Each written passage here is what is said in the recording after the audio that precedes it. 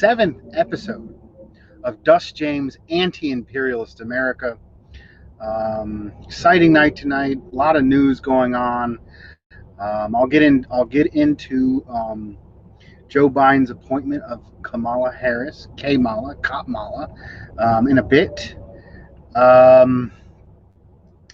First, I want to go over a little bit of the study. Give me a second. I want to see if this is live on Facebook, and I can pull up comments there. I should be able to see the comments on YouTube there. Looks like I got at least one person with me. All right, I've brought up my comments on my phone. So if anybody wants to comment, I'd like to have more participation. Any questions you guys want to ask? Another thing I'm doing, if you want to ask me anything,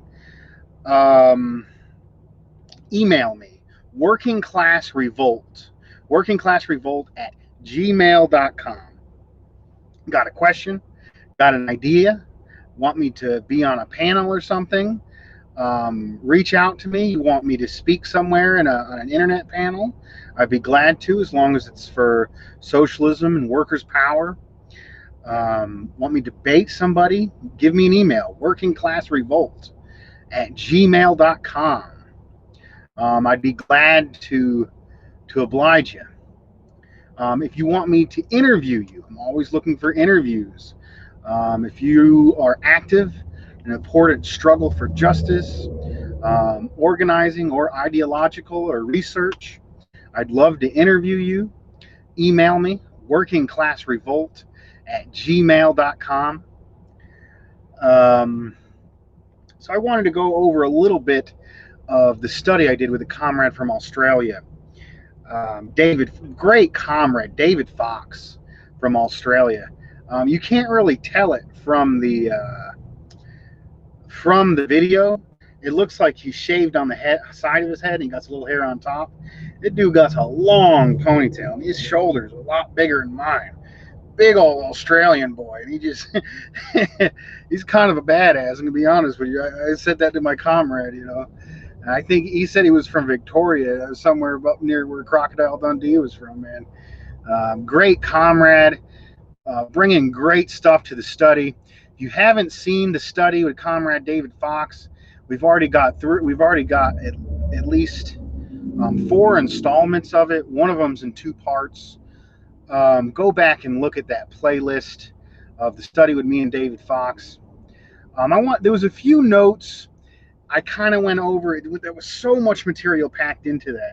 It was hard to go over. So first of all, I mentioned there was a period where, in World War II, where the Nazis were fighting with the English and the French. And the English and the French were more concerned about destroying the Soviet Union than they were actually fighting the Nazis. And it wasn't until they were forced into almost like a capitalist war, called the capitalist section of the war. That's what William Z. Foster said.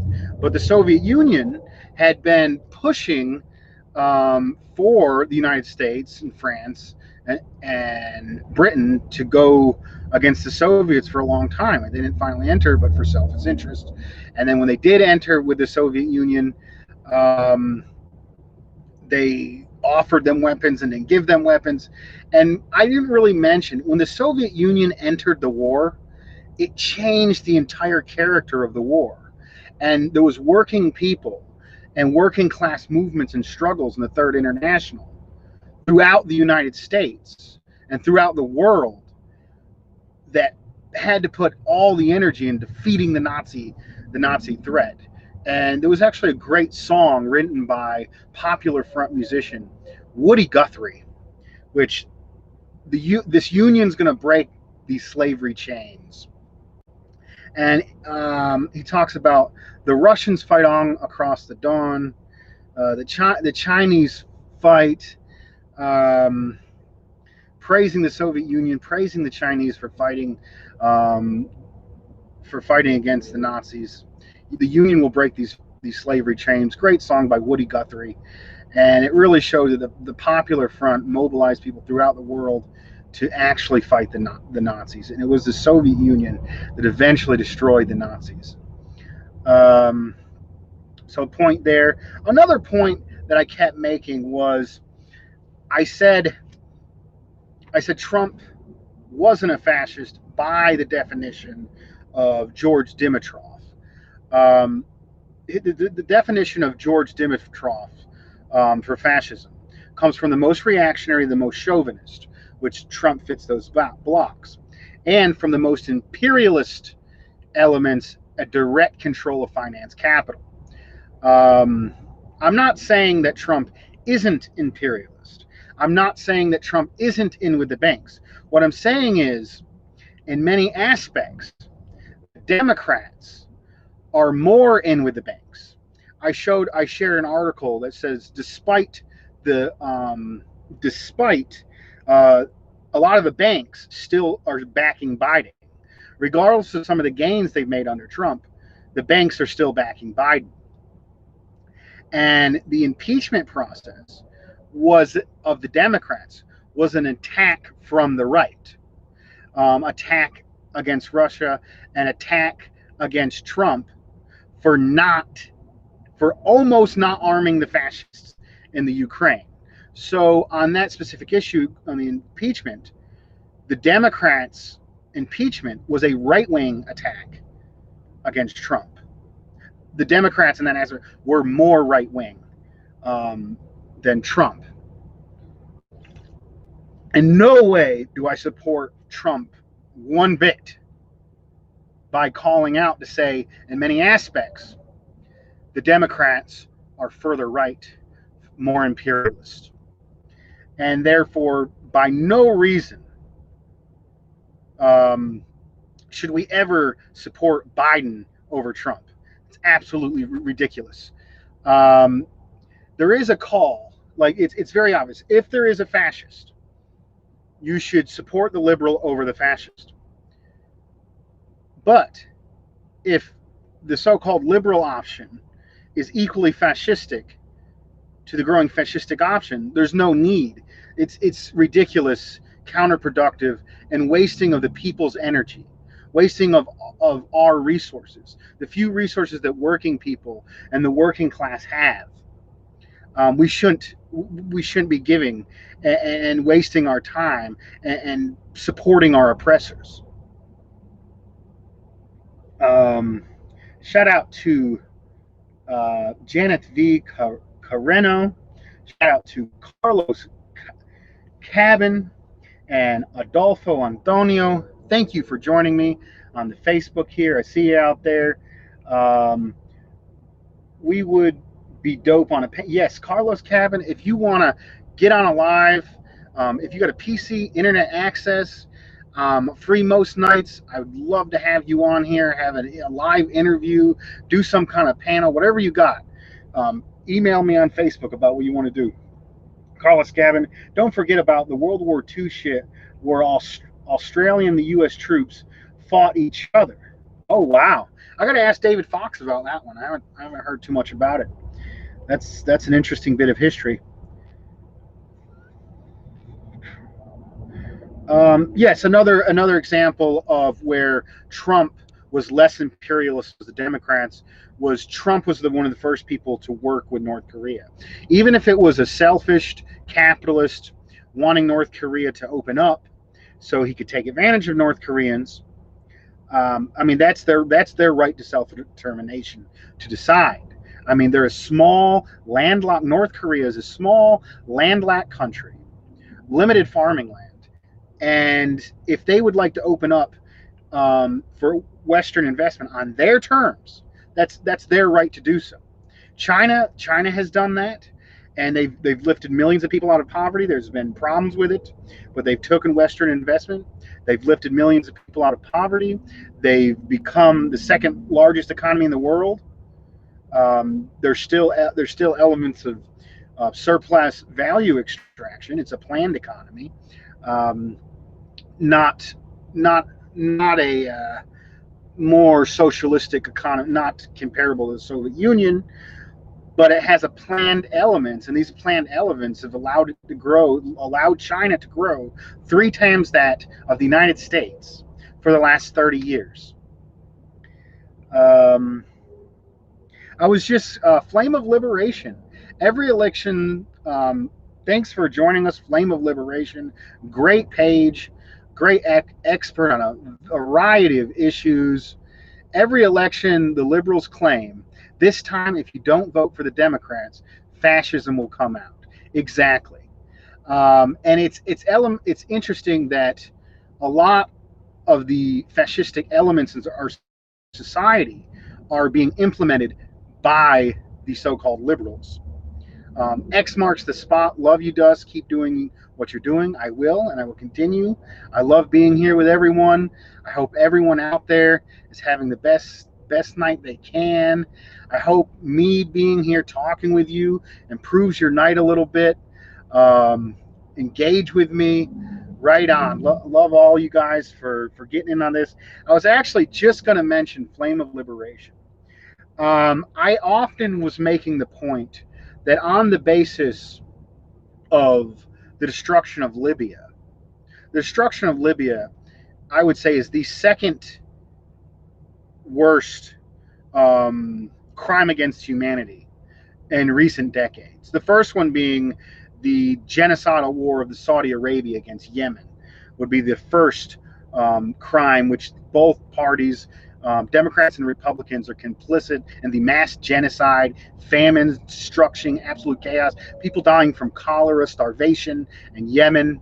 God, it cannot be said enough how horrible. Like every single member of Congress, the Squad, AOC, Ilhan Omar, have blood on their hands. Blood on their hands by not trying to put an end to the genocidal war in Yemen.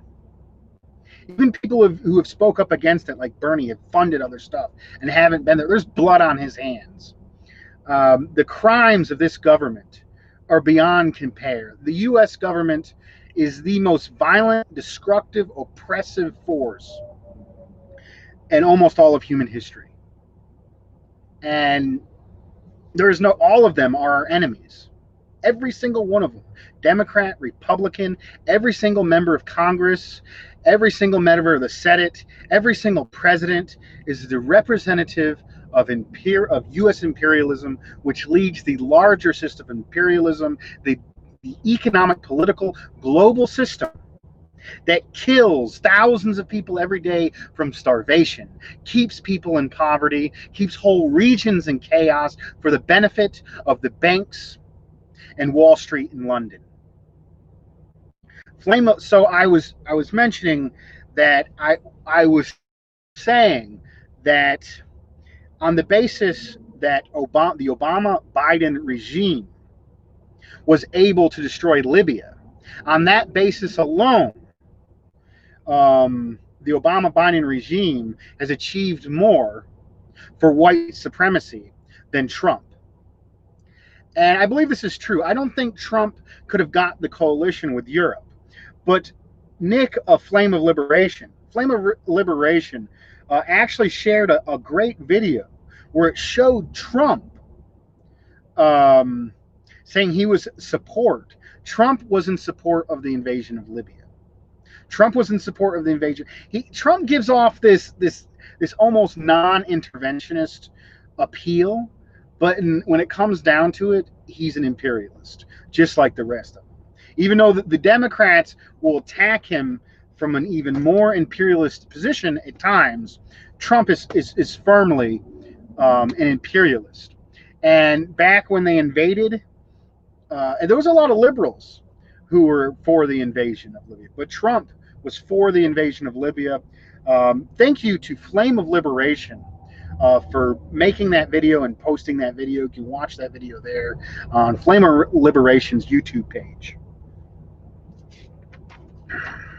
So a little more about the explosion in Beirut. So, I mean, everyone saw what happened. According to Democracy Now!, other sources, there was ammonium nitrate through a paperwork glitch, um, failure of government, negligence, was left tons and tons of um,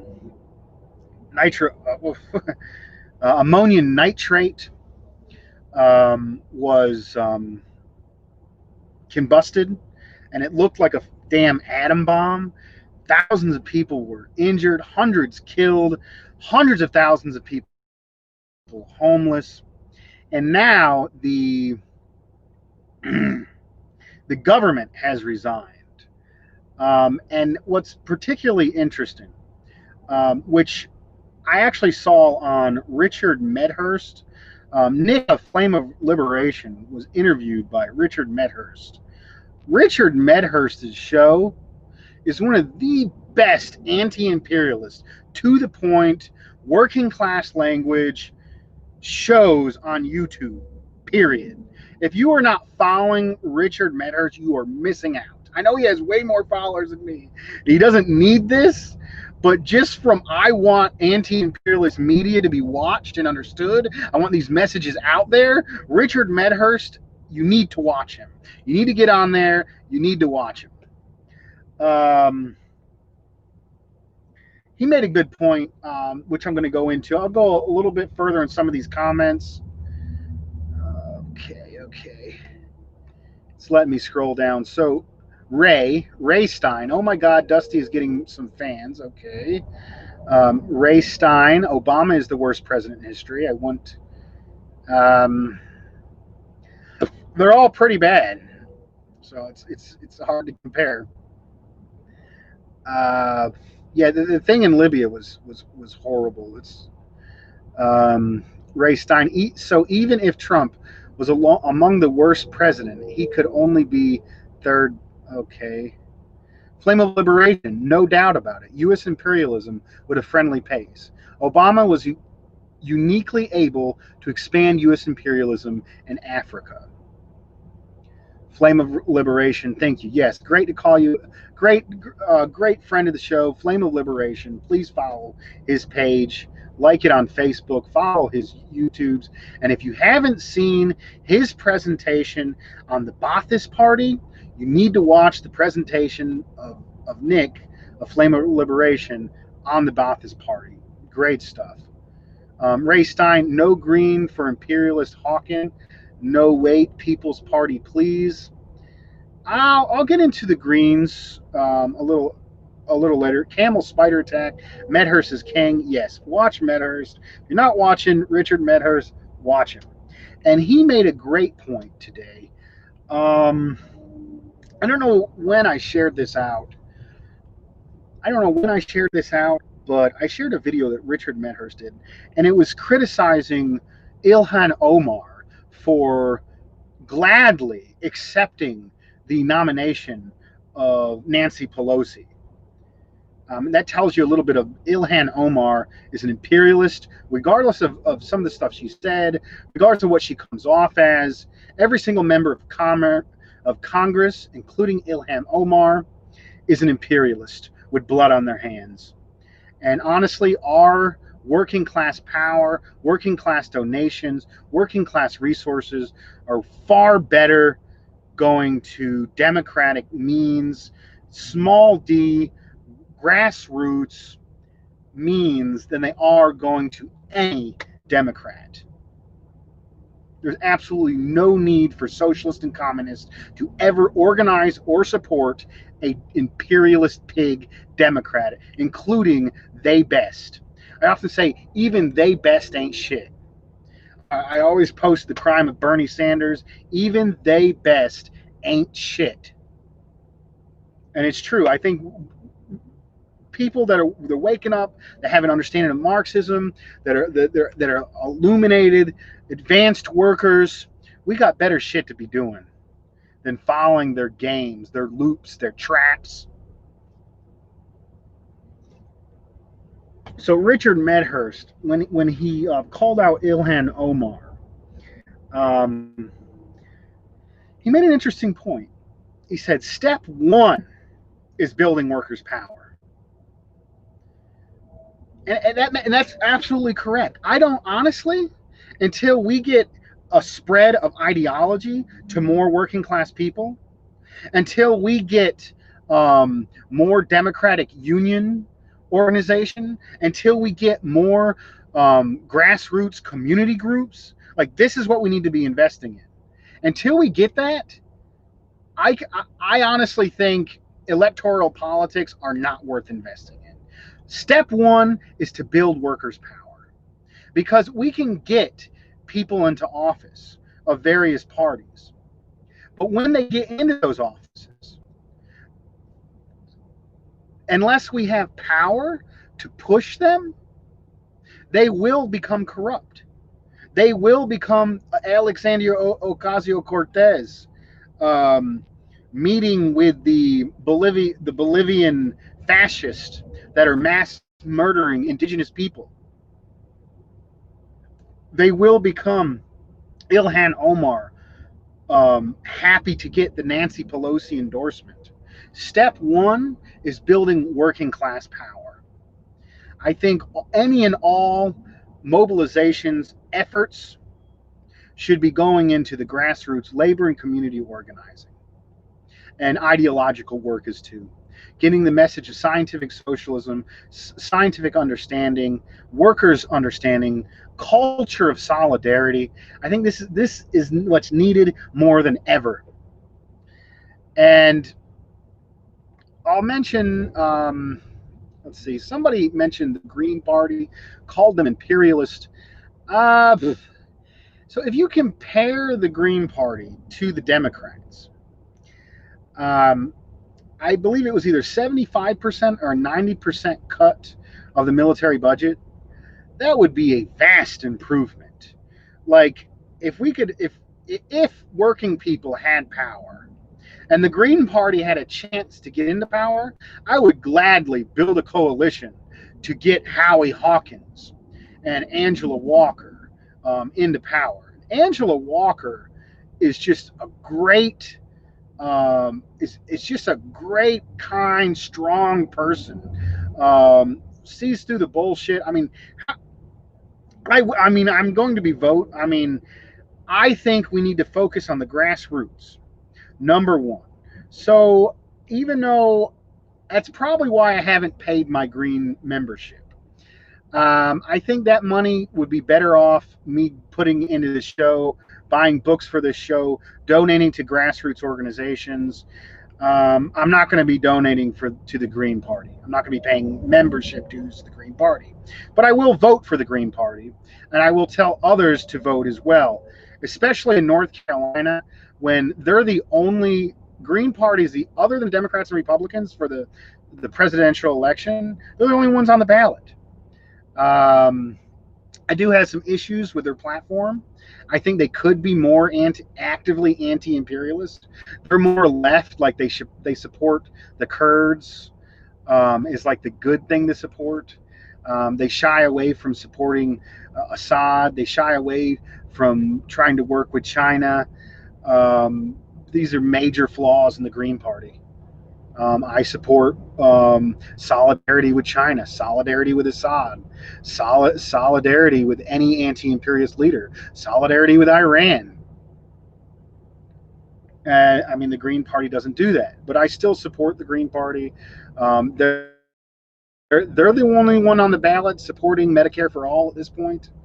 Medicare for all, 65,000 people a year are murdered by the corporations of the greeds of the insurance company. Our friends, neighbors, relatives, 65,000 Americans are killed because of the greed of the corporations, because we do not have single payer health care. And honestly, I think grassroots organizations to build power, working class power, labor unions, community groups, ideological organizations, I think these are step one. I honestly think there's way too much focus on electoral politics. I mean, if you're going to be in it, very efficiently to get a message out there, get there and get the message. That's good. But when you start investing enough money to actually get people in the office and stuff, that money probably like look at the new African Black Panther Party in Newark, New Jersey. Newark, New Jersey is one of the most exploited communities, mostly African American Rasa community, exploited, kept in poverty, kept in horrible housing conditions, given less resources. And the new African Black Panther Party goes out and feeds people every week. And in that bag of food, they have the 10 points of basic demands: health care, education, adequate, decent housing. Like those demands and those, like, I want money to go to stuff like that. Honestly, think if you're thinking about donating I mean, if you like electoral politics, you really want to be in electoral politics, I'd recommend the Green Party or any third party, PSL, something like that. But honestly, I think that money would be better off going to the new African Black Panther Party.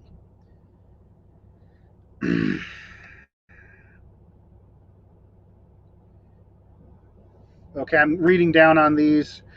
Stuart Edwards, it would be interesting to hear you do a future talk about reimagining of shipping distribution logistics under 21st century socialism, ways to increase safety, efficiency, and reduce exploitation. Yes, wow. Oh my God, I'm out here on these highways every day, and how dangerous it is, how inefficient it is, the anarchy, the chaos. There'll be an empty truck going this way, an empty truck going that way. People will buy from this one instead of that one, and it's absolute chaos and inefficiency. I mean, I definitely would support more. I mean, trains for freight, and then hubs, and then government owned hubs and railroad stations. Alone, we could save thousands of lives from crashes and fatalities. Every night I see another wreck going down the road from people and cars that didn't have to be there and trucks that didn't have to be there. If we were to centrally plan the transportation industry, have large portions of it controlled by the government on a scientific level, we would save money, have more resources for people. So much just goes to waste and in the anarchy of production as it currently exists. Itzla Gatika, just stopping by to say hello. I'll watch this later. Right on, man.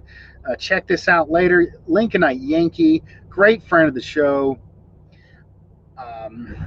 Ozza Colt High Comrades, Ray Stein, anarchists are tankies that haven't learned about imperialism yet. I hope.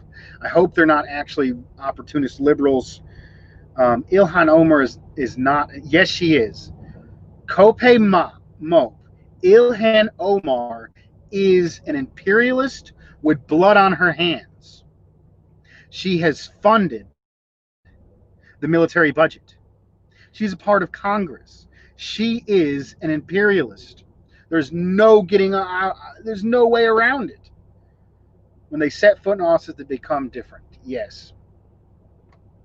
And think about who the hell, which respecting anti-imperialist would celebrate the nomination of Nancy Pelosi. Nancy Pelosi is disgusting, horrible war criminal.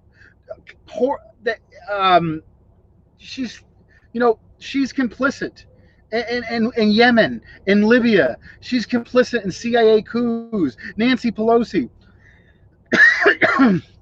carrying out coups in Bolivia, Venezuela. She's an evil person. Just the fact that she wants to be associated with that makes Ilhan Omar an imperialist.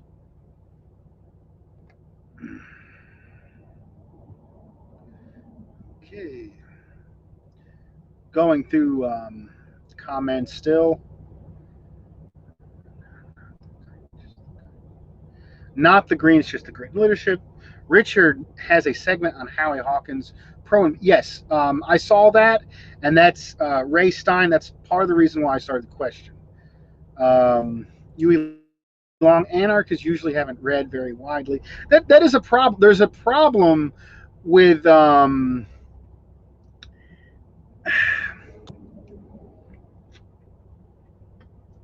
there is an anti-intellectual character, and you see it's very obvious in the Trump supporters. It's like, oh, I'm ignorant and proud of it. But I go on the internet and I see leftists to say, oh, you actually read theory? Oh, the hell are you talk? I actually talk about history and talk about theory. That's just mental masturbation. People don't understand that. Shut the fuck up. Man, open a goddamn book.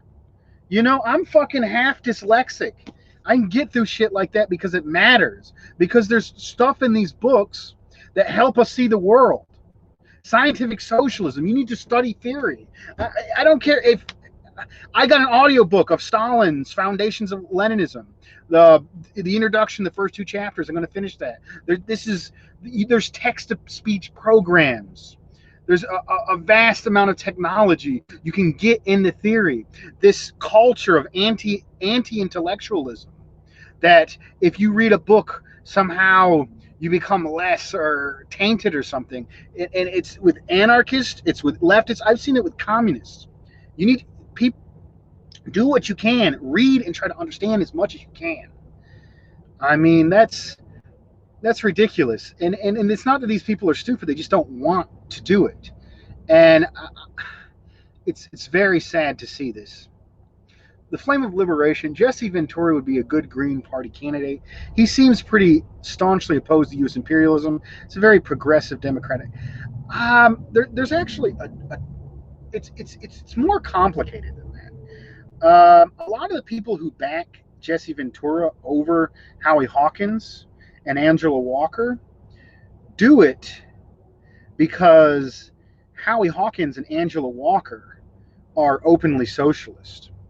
We're part of the I think Socialist USA.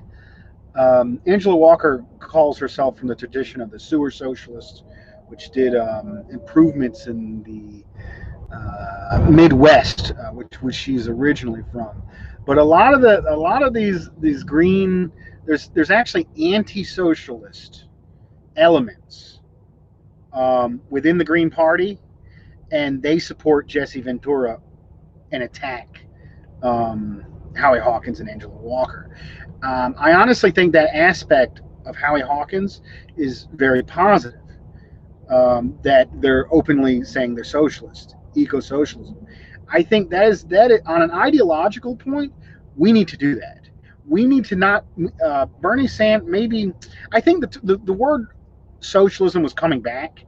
Bernie Sanders kind of jumped ahead of it and kind of took the mantle and distorted the image of what socialism is, referring it to the imperialist bloc in Europe.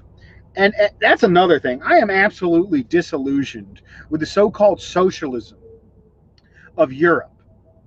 Europe, they got strong. It's first of all, it's strong communist and socialist-led labor unions that get and keep and maintain most of those things. And also, a lot of the resources of Europe come from the fact they're tied to the imperialist bloc. And I am far more inspired by countries who do not benefit from imperialism, are the victims of imperialism, who have stood out and built things on their own, like without exploiting anyone. That's far more of an accomplishment. Like what Gaddafi did in Libya, what Chavez did in Venezuela, what the Sandinistas are doing in Nicaragua, what China has done is far more impressive than anything the Europeans have done tied to the imperialist bloc.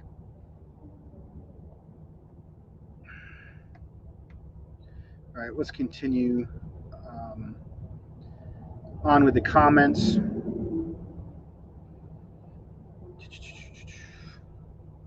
Stein, Flame of Liberation, I would come hard for, okay.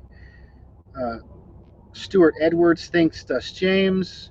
Camel Spider. Elon also parroted the jihadist line on Syria. Yes. So Ilhan Omar is guilty of attacking Assad and the Syrian people. And Assad is a great, has accomplished great things in Syria, building up people's standard of living. And what Assad has accomplished in Syria is far more impressive than any of these so-called democratic socialists tied to the imperialist bloc in Europe. And they don't talk about them. That's what, like, we're allowed to say the good things about what's going on in Europe because they're tied in with the bankers of Wall Street, with the bankers of London. But we can never say anything good about anti-imperialist third world countries lifting themselves out of poverty with socialistic policies. The Flame of Liberation. I didn't know about that with some of the people supporting Venezuela. He does defend Syria, Venezuela, etc. though. Anthony Penez, I think most of us have moved past Bernie and social democracy for that matter too. We're much more radicalized and further on the left now, and that's a great trend. Go down. Yes, Maduro is an absolute hero, and I created a meme stash. Nicolas Maduro's dank meme stash. I modded for Jill Stein's dank meme stash for a while, and I kind of broke out of that, and I started the group Nicolas Maduro's dank meme stash. Nicolas Maduro, first of all, continuing what Chavez and the Venezuelan people have done, the colectivos. Where did I see? I think it was on Richard Medhurst's channel, where he goes over the video of a U.S. Congressperson who admits on the record that it was a coup in Venezuela. Admitted it was a coup. Admitted it was part of the State Department strategy. And he said it was going badly, you know. I think it's absolutely and okay. So one of the things he said the reason why they don't respect the elections was because of the colectivo gangs. Now, the colectivos are essentially a political force run by the people. They're almost like in the United States, one of the calls of Black Lives Matter, some of the more serious activists within Black Lives Matter, is community control over the police. New African Black Panther Party has a big banner, says community control of the police. That's essentially what the colectivos are. It's poor, indigenous people, Afro-indigenous people, and Venezuela running their own communities. And this white senator who wanted to carry out a coup against their government called the colectivos gangs. Sounds familiar. That's racism. When poor Black and brown people control their communities, control their countries, control their resources, they're gangs, they're they're dictators, they're tyrants. That's what they call us. Whenever a poor Black or brown person runs their community, runs their country, controls their resources, they're going to be called a gang. They're going to be called a tyrant. It doesn't matter how much. Like Hugo Chavez allowed the right-wing opposition to have marches and parades and have media companies, and they still called him a dictator. When the Venezuelan system is far more democratic than what we have in the United States. They just there was a constitutional convention where the masses of people helped write and sign the Constitution. Think about the United States, where our Constitution was written by slave owners 200 years ago. They have a far more democratic system. But because it's poor Black and brown folks organizing, controlling their resources outside of the domination of Wall Street and London, he will and always will be called a tyrant. There is no need to suck up and try to appeal to whatever the fuck the New York Times says, whatever the fuck this imperialist media says. NPR, PBS, Democracy Now. Democracy Now is a bourgeois imperialist media source. They used to call themselves the War and Peace Report, but they say lies about China. They distort the situation. It's an absolute mess. So workers, back to my point, workers' power is step one. Before we invest in politics, we need workers' power organizations. That's community groups like New African Black Panther Party. That's militant labor organizing like National Nurses United in California. Democratic, locally controlled insurgent unions against the corrupt union leadership. So let me go over the notes a little bit further. Let me go through the comments and I'll go back to the notes. Steve Holder, I would love to be on your show sometime. Steve Holder for Congress.com. Okay, looks like I have someone running that wants to be on. I'll get back with them.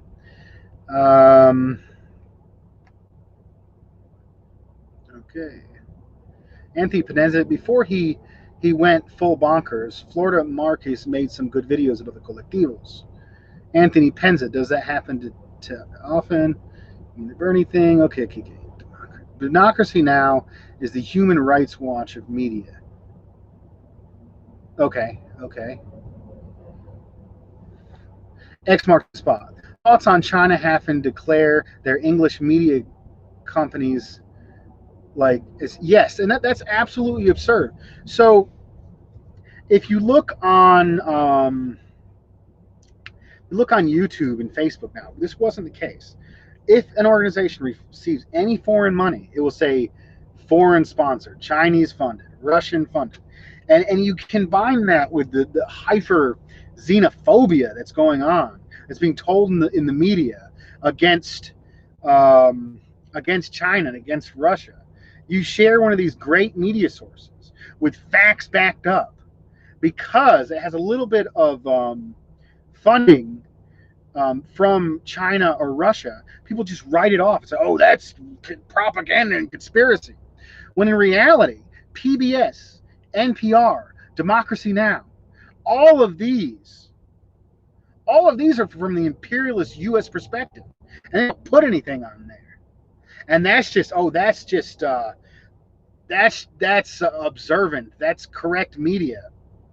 New York Times, from New York Times and MSNBC, that's objective media.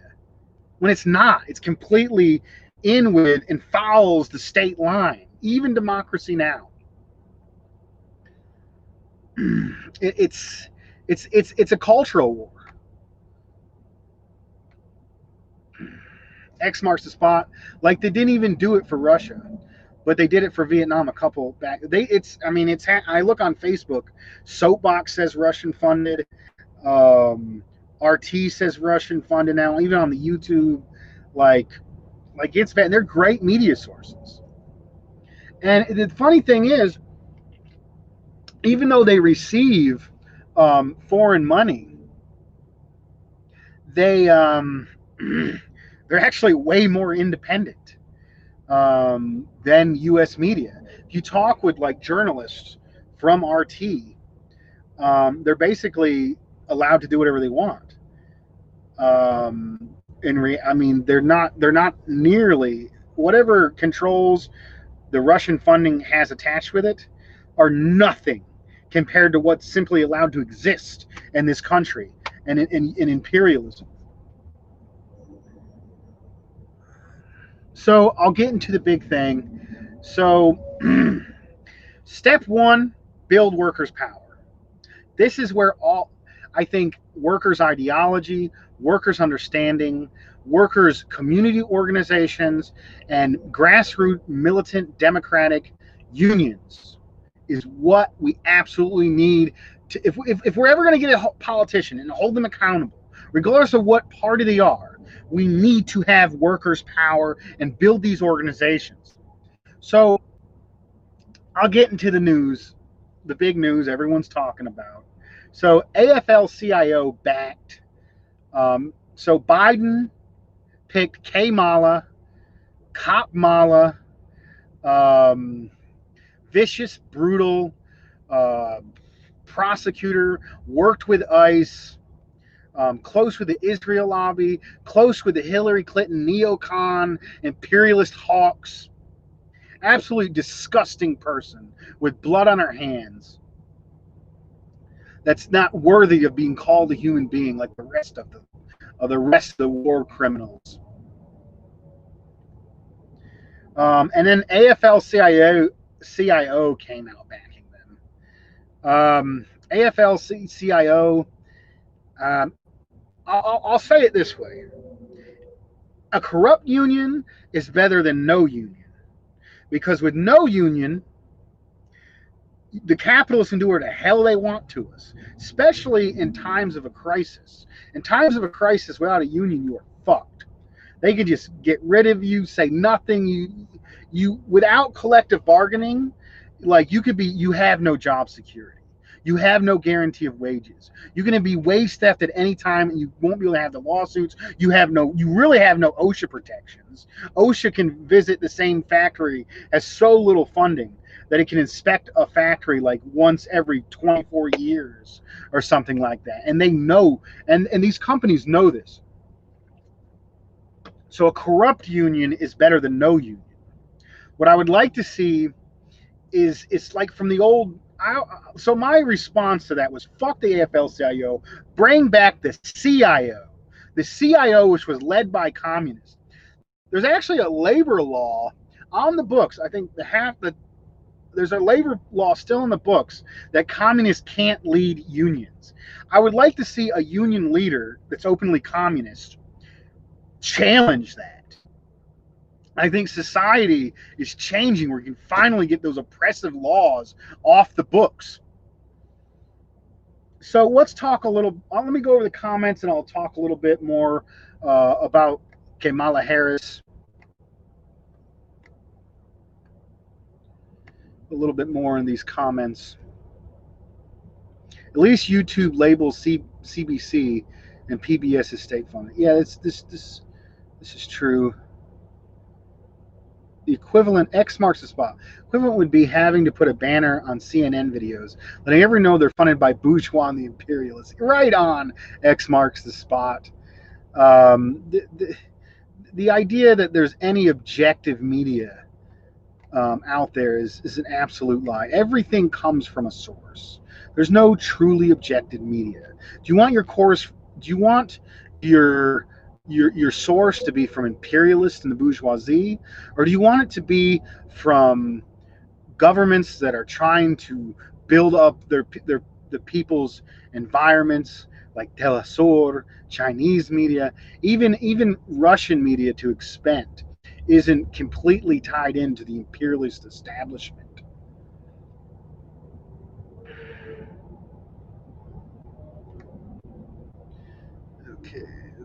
Okay. Faults since Maupin is never exposed. Okay. Lincoln, solidarity with Caleb Maupin against the Dysonics. So yeah, there's some internet fighting going on. So I'll continue on with my program here. So let's talk about Kamala Harris.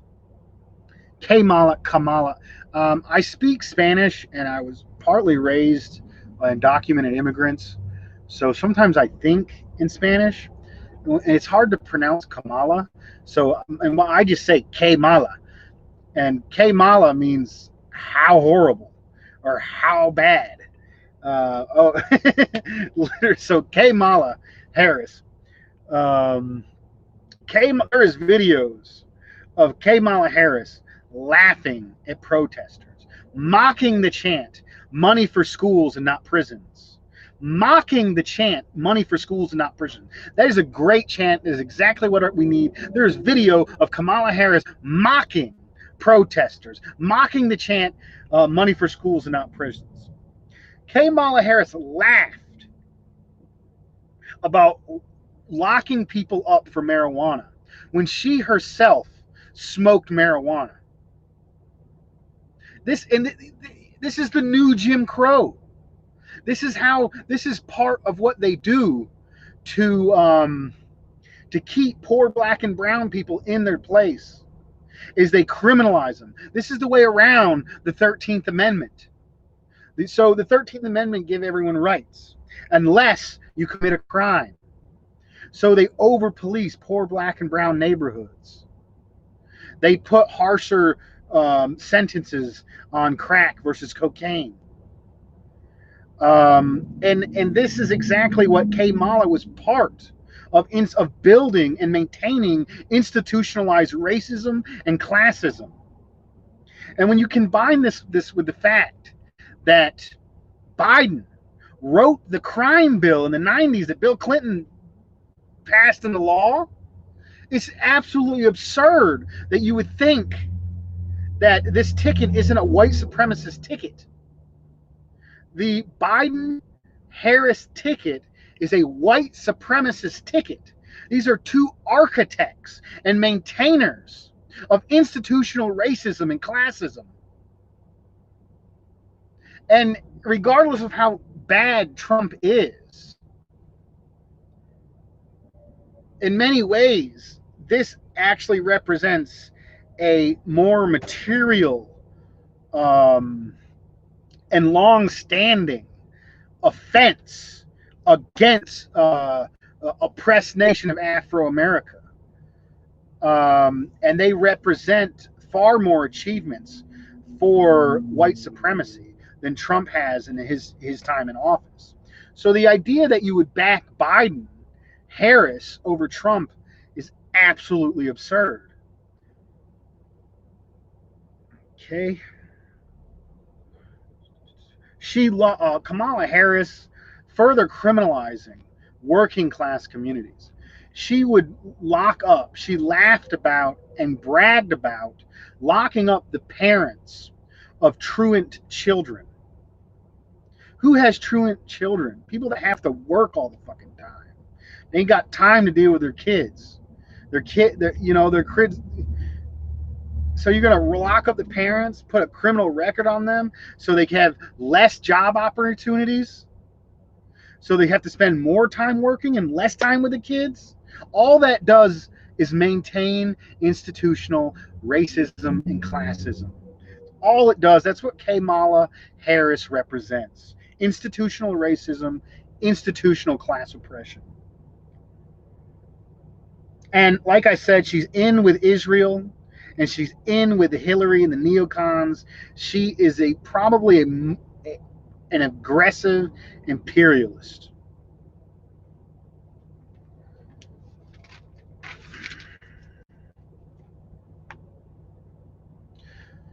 So I mentioned democracy now, and there was actually a good video by Tanky Time. Shout out to Tanky Time. Tanky Time put out a good video, good news in 2020. And the two good news things that Tanky Time brought up was the jailing of Jimmy Lau, which is a foreign-funded, traitorous imperialist actively working to attack the Chinese government. It's a good thing he got arrested. And it's a good thing that China now has the power to do things like that. China has been very good with the Hong Kong protesters, actively backed by the CIA, National Endowment for Democracy. The Hong Kong protesters, although some might have legitimate grievances, is a CIA-backed joke. And the Chinese military didn't even go in there and shoot or hurt. If you compare what the Chinese military did to how the U.S. government is treating Black Lives Matters, they have killed multiple protesters. The pigs in the United States have killed multiple Black Lives Matter. They're using chemical agents that are legal by international law. I mean, the Chinese military will go up and clean up after a protest. I mean, they treated them absolutely, and they're worried about an international situation, because this is what the United States does. They underhandedly do attacks. The Democratic Party, I would say, the U.S. imperialists are some of the worst gaslighters There's an interesting song by formerly the Dixie Chicks, the Chicks. I will always love them for calling out Bush, even though it ruined their careers. Always loved the Chicks.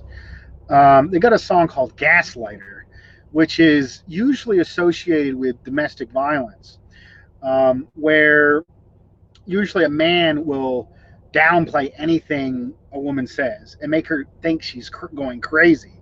The fucking Democrats and the imperialists at large have fucking gaslighted the whole fucking world, and to make us think they're the beacons of democracy when they're the beacons of exploitation, destruction, and death all around the world.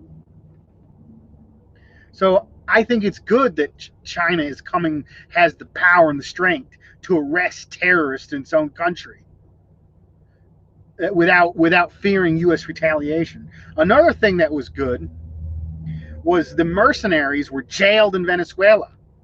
Maduro has enough contacts with the Eurasian bloc, China, Russia, Iran, is doing deals with them, and there's enough independent economic power that when the United States tries to carry out a coup, it admits it.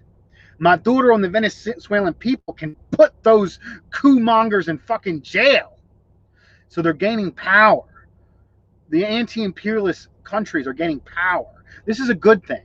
This is a good thing for all of the world. This is a good thing for U.S. workers. Apply the motto, an injury to one is an injury to all, on a global scale. And apply it to imperialism. So the U.S. imperialists purposely keep countries in poverty.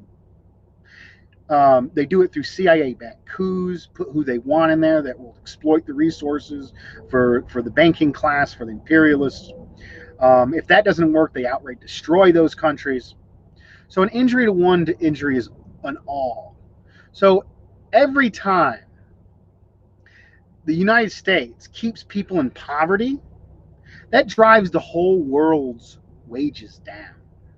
That creates refugees. That creates chaos. So NAFTA, which impoverished all of southern Mexico, pushed undocumented immigrants here that would work for less, lowered wages. Imperialism lowers global wages. Injury to one is an injury to all. As long as countries are dependent and in poverty, there will always be a lower wage place to go that's created by imperialism. So if we want to build up and have better lives as a global humanitarian community, as a working class community, we need to support our anti-imperialist brothers and sisters, Venezuela, Nicaragua, China, Syria, Afghanistan, governments that are building up their people, lifting them out of poverty. You lift one person out of poverty, you're lifting everyone out of poverty. A good thing for any worker, internationally, is a good thing for all workers. Poor black and brown people rising up is good for the world and good for the workers of the West. And they're lying to us. They're lying to us, telling us that these are our enemies. These are our brothers and sisters, class brothers and sisters. This is why we, the working class, as David Fox said, with the moratoriums against Vietnam and Australia, and the coming up recently, the 50th anniversary of the Chicano moratorium. Working class, oppressed nation brothers and sisters. Raza, Chicanos, coming out against the war in Vietnam that recognize their oppression is linked to oppression and Vietnam.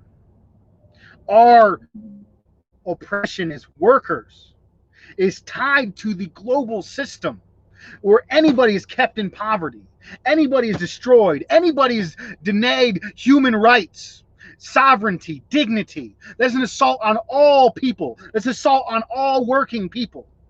Imperialism is the greatest enemy of all humanity. And when you see it like that, when you see that the bill that Ilhan Omar signed caused tens of thousands of people to be in poverty, to be in chaos, supported terrorist organizations to overthrow democratic governments, socialistic governments.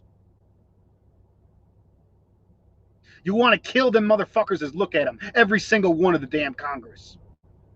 Enemies of the working class, the international working proletariat.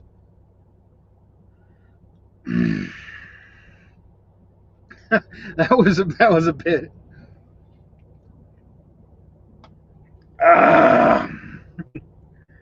Okay, it looks like I'm reaching the end of my notes. I don't even know how long I've been going. I'm gonna go back over to comments, go to my conclusion, and call it a night. I think I went a lot longer than I thought I was gonna go. Okay, there's a lot of comments. If anybody wants to just post a question quickly, I see David Fox. Thank you for joining me, David Fox. We're having a study on. I'm not sure if I'm gonna do another live. We're having a study, 8 p.m. Saturday Eastern Standard Time, on the final section of History of the Three Internationals, Section 4. Please join us Saturday, and that's Australian time, 10 a.m. on Sunday. David Fox, hi, just driving at the moment, had some good union meetings. That's right on. Oh, I did forget to mention one thing. So, Democracy Now! Actually, what I said that Jimmy Lai was arrested was a good thing, and it showed the confidence that China has to stop these foreign-backed terrorists in their own country.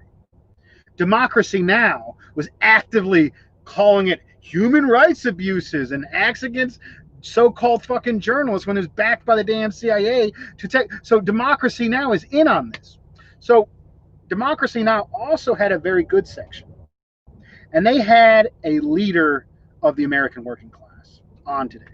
That is Mark Dimmenstein of the Postal Workers Union.